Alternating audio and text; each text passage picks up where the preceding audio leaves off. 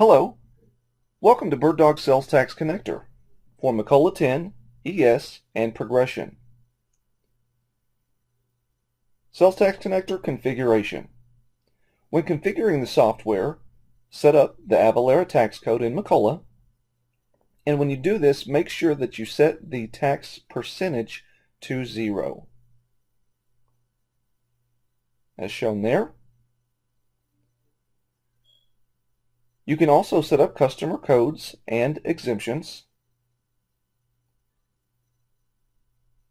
For customer maintenance, we also support customer tax exempt IDs, tax IDs for VAT registration, and tax service entity use codes. For item maintenance, you can also enter tax service codes there, as shown. Now let's talk about using the software.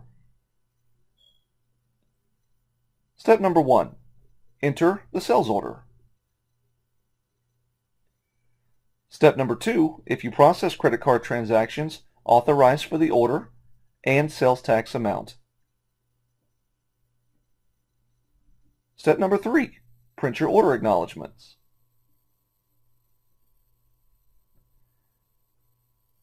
You'll see that the order acknowledgement also shows the sales tax amount. The next step, select the orders for billing. If processing credit cards, run the capture process now.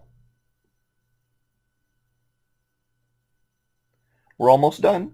Step 6 is print or email invoices. Again, when you print those, it's going to show the sales tax amount for that order and invoice.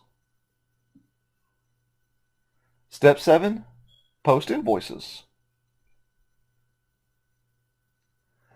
That's the last step of the process, and you're done. My name is Jeremy with BirdDog Software. Thanks for checking out BirdDog SalesTax Connector today.